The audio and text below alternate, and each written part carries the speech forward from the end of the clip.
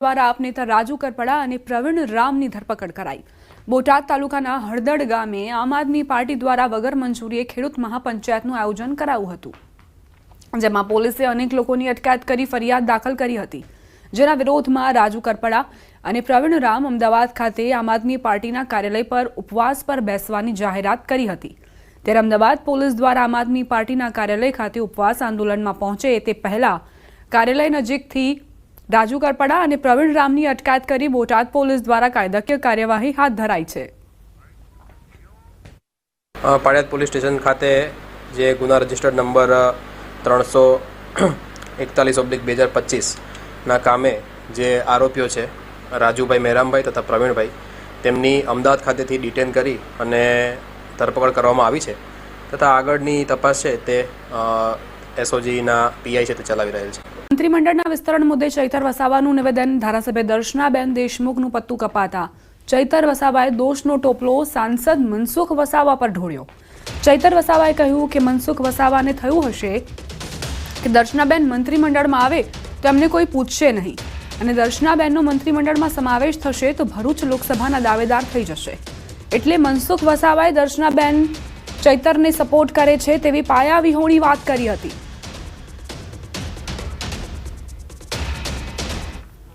દર્શનાબેન દેશમુખને આ વિસ્તારમાંથી મંત્રીમંડળમાં સમાવેશ કરવાના છે, પરંતુ મનસુખભાઈને થયું કે દર્શનાબેન જો મંત્રીમંડળમાં આવે તો મને પૂછવા કોઈ આવશે નહીં, અને બીજું દર્શનાબેનને મંત્રીમંડળમાં સમાવેશ થશે તો એ આવનારી લોકસભાના ભારતીય જનતા પાર્ટીના દાવેદાર થઈ જશે।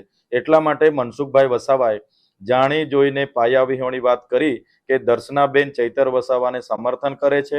મુખ્યમંત્રી ભૂપેન્દ્ર પટેલની નવી ટીમમાં મહુધાના ધારાસભ્ય સંજયસિંહ મહેડાનો સમાવેશ કરાયો છે, જેને લઈને સંજયસિંહના પરિવારજનોમાં આનંદની લાગણી છવાઈ છે। માતા પિતાએ પ્રગતિના આશીર્વાદ આપ્યા તો પત્નીએ મહુધાનો વધુ વિકાસ થશે તેવો આશાવાદ વ્યક્ત કર્યો। ખુશીનો તો કોઈ પાર નથી, પણ અમારે વધારેમાં વધારે તો લોકોનો આનાથી વધારે કામ થાય એવી અમારી શુભેચ્છા છે, અને એ વધારે કામ કરશે, કારણ કે ઘરે પણ જ્યારે આવે ત્યારે તમારે કોઈ એમ લાગે નહીં કે કોઈ પ્રધાન કે કોઈ બનીને આવ્યો છે કે ભાઈ ધારાસભ્ય ભાઈ આવ્યા છે ઘરે, એવું કોઈ તમને લાગે જ નહીં। એમએલએ થયા પહેલા જે રહેતા હતા એ જ રીતે અત્યારે પણ રહે છે।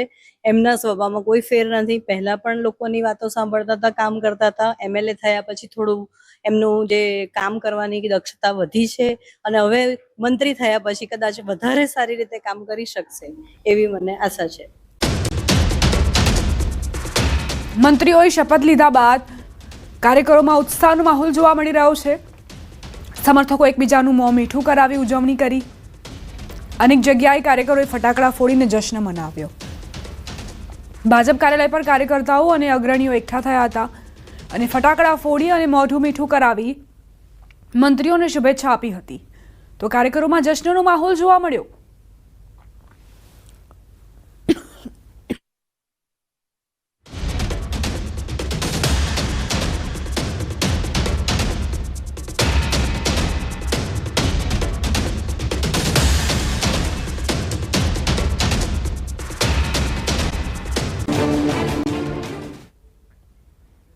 થોડી જ વારમાં મળશે નવા મંત્રીમંડળની પ્રથમ બેઠક। નવા મંત્રીઓને ખાતાઓની વહેંચણી થશે।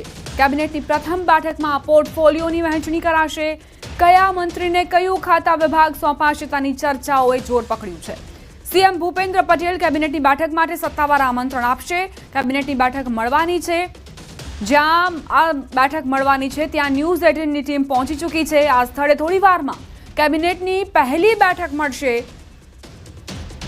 જ્યાં તમામ મંત્રીઓને તેમના પોર્ટફોલિયો અંગે જાણકારી આપવામાં આવશે। કયા મંત્રીને આખરે કઈ કઈ જવાબદારીઓ સોંપવામાં આવશે સીએમ તેઓ નક્કી કરશે અને ચર્ચા કરવામાં આવશે।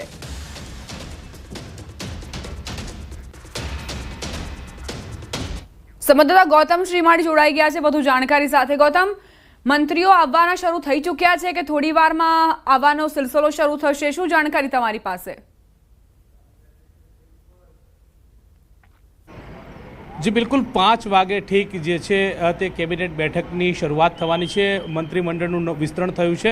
મંત્રીમંડળના વિસ્તરણ બાદ અનેક નેતાઓ જે છે તેમનો સમાવેશ કરવામાં આવ્યો છે. મંત્રીમંડળની અંદર ટીમ ભૂપેન્દ્ર પટેલ જે છે તેમની નવી ટીમ નિર્માણ પામી છે અને આ ટીમની અંદર નવા મંત્રીમંડળની સાથે આ પ્રથમ કેબિનેટ બેઠક મળવા જઈ રહી છે. મહત્વનું સાથે સાથે એ છે કે ટીમ ભૂપેન્દ્ર પટેલની સાથે આ બેઠક જે છે તે મળવાની છે.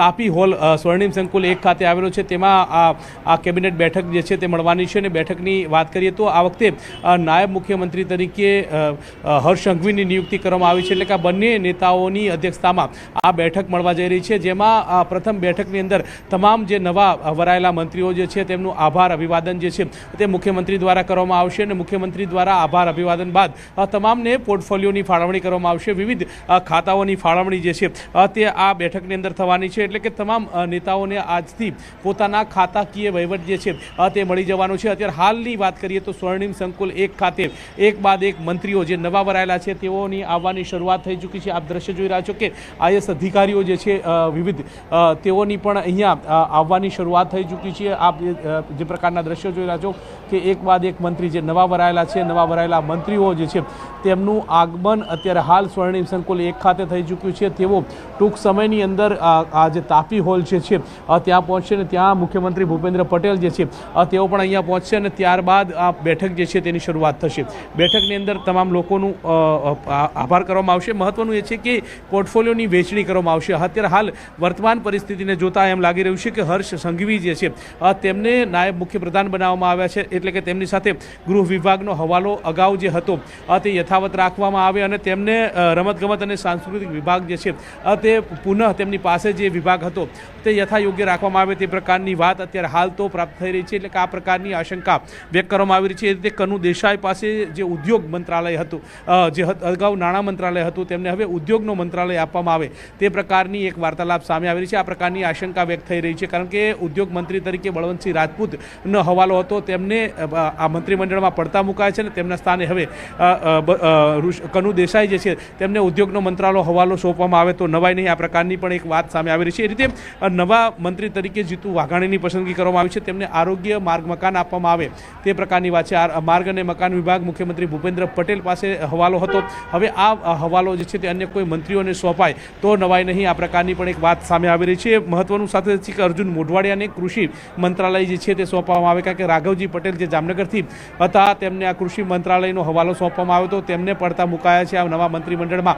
ત્યારે તેમના સ્થાને હવે અર્જુન મોઢવાડિયાને કૃષિ મંત્રી તરીકે એનો ચાર્જ સોંપવામાં આવે તો નવાઈ નહીં. આ પ્રકારના એંધાણ વર્તાઈ રહ્યા છે. રીતે કુંવરજી બાવળિયા પાસે પાણી પુરવઠા અને જળ સંપત્તિ મંત્રાલયનો હવાલો હતો અને તે યથાયોગ્ય રીતે રહે તે પ્રકારની વાત પણ જોવા મળી રહી છે. જોકે પ્રદ્યુમન વાજા, ડૉક્ટર પ્રદ્યુમન વાજા પ્રથમ વખત ચૂંટાયેલા છે અને તેમને અનુસૂચિત જાતિ મોરચાના પ્રદેશ અધ્યક્ષ પણ રહી ચૂક્યા છે અને તેમને ન્યાય અને અધિકારિતા મંત્રાલય આપવામાં આવે, કારણ કે ભાનુબેન બાબરિયા જે છે તેમને સામાજિક ન્યાય અધિકારિતા મંત્રાલય સોંપવામાં આવ્યું હતું, પરંતુ તેમને હવે પડતા મુકાય છે. તેમના સ્થાને હવે આ પ્રદ્યુમન વાજાને આ સ્વતંત્ર હવાલો સોંપાય તો નવાય નહીં. એક આ પ્રકારની વાત છે. જો કે રમણ સોલંકી ને પ્રવાસન અને કલ્ચર ટુરિઝમ વિભાગ જે છે તે સોંપાય તો નવાય નહીં, કારણ કે જે પ્રકારે મુળુભાઈ બેરા પાસે આ સ્વતંત્ર હવાલો હતો ત્યારે હવે તેમને આ પ્રકારના પોર્ટફોલિયો ફાળવવામાં આવે છે કે કેમ તે ઉપર સૌ કોઈની નજર જે છે તે મંડરાયેલી છે. પ્રફુલ્લ પાનસરિયાને આ સ્વતંત્ર હવાલો સોંપવામાં આવ્યો છે. એટલે કે શિક્ષણ અને સ્વતંત્ર હવાલો જે છે તે તેમને સોંપાય તો નવાય નહીં, કારણ કે તેમની પાસે પ્રાથમિક શિક્ષણ અને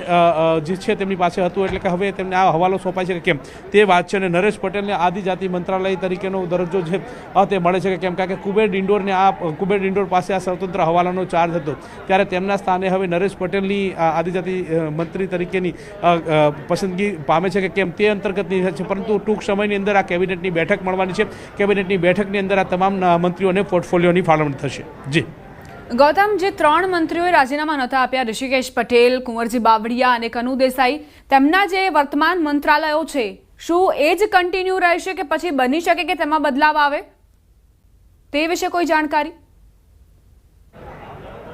જે બિલકુલ એમાં બદલાવ આવી શકે તે પ્રકારના એંધાણ અત્યારે હાલ તો પરિસ્થિતિ પ્રમાણે લાગી રહ્યા છે, કારણ કે કુંવરજી બાવળિયા પાસે જે જળ સંપત્તિ મંત્રી હતો તેને યથાયોગ્ય રીતે રાખવામાં આવે, તેમના સ્થાને જે રીતે નાણાં મંત્રાલય તરીકેનો હવાલો જે છે તે કનુ દેસાઈ પાસે હતો, એટલે કે કનુ દેસાઈને હવે ઉદ્યોગ સોંપવામાં આવે, કારણ કે તેમને ઉદ્યોગમાં સારી પકડ છે, તેઓ પણ એક ઉદ્યોગકાર તરીકે જાણીતા છે, એટલે કે તેમને આ પદ માટે પસંદ કરાય તો નવાઈ નહીં, અને તેમને આ પ્રકારનો મંત્રાલય સોંપવામાં આવે તો નવાઈ નહીં, કે આ પ્રકારની આશંકા જે છે તે સામે આવી છે. એ રીતે આરોગ્યનો દરજ્જો જે છે ઋષિકેશ પટેલ પાસે છે, ત્યારે હવે તેમની પાસેથી આરોગ્યનો દરજ્જો લઈ અન્ય કોઈ દરજ્જો સોંપવામાં આવે છે કે યથાયોગ્ય રીતે તેમનું મંત્રાલય રાખવામાં આવે છે, કારણ કે તેમની પાસે ઉચ્ચ શિક્ષણ અને ટેકનિકલ શિક્ષણની પ્રભાગ પણ જે છે તે તેમના સહયોગમાં હતો. હવે ત્યારે તેમને શિક્ષણ મંત્રી બનાવવામાં આવે છે કે કેમ, તે પણ એક ચર્ચાનો વિષય છે. આમ હવે યથાયોગ્ય રાખવા કે અન્ય ખાતાની ફેરબદલ થાય છે તે ઉપર સૌ કોઈની નજર મંડરાયેલી છે. પરંતુ વાત એ છે કે ટૂંક સમયની અંદર હવે કેબિનેટ બેઠક મળશે, મુખ્યમંત્રીનું આગમન થશે, મુખ્યમંત્રીના આગમન બાદ આ કેબિનેટ બેઠક મળવાની છે, અને બેઠકમાં આ વિવિધ પોર્ટફોલિયોની ફાળવણી જે છે તે મુખ્યમંત્રીના વરદ સ્થાને થવાની છે. જી ગૌતમ, કેટલા સમય બાદ આ જે વહેંચણી છે તે પૂર્ણ થઈ શકે છે? કારણ કે મુખ્યમંત્રી સાથેની આ મુલાકાત તમામ મંત્રીઓની બની શકે કે એકાદ કલાક બાદ ચિત્ર સ્પષ્ટ થઈ જશે કોને કોને કયો પોર્ટફોલિયો ફાળવવામાં આવે છે?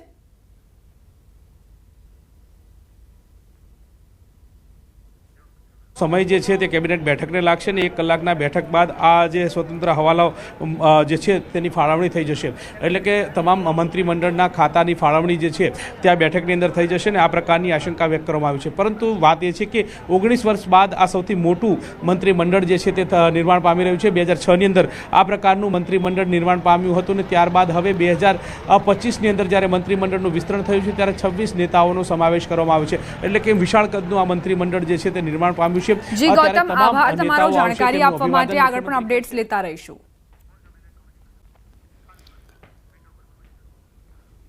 તો કોને કોને કયા કયા વિભાગ સોંપવામાં આવશે થોડી વારમાં ચિત્ર સ્પષ્ટ થશે. અત્યારે આપ ટેલિવિઝન સ્ક્રીન પર જોઈ રહ્યા છો અલગ અલગ તસવીરો, કઈ રીતે નાયબ મુખ્યમંત્રી તરીકે હર્ષ સંઘવીએ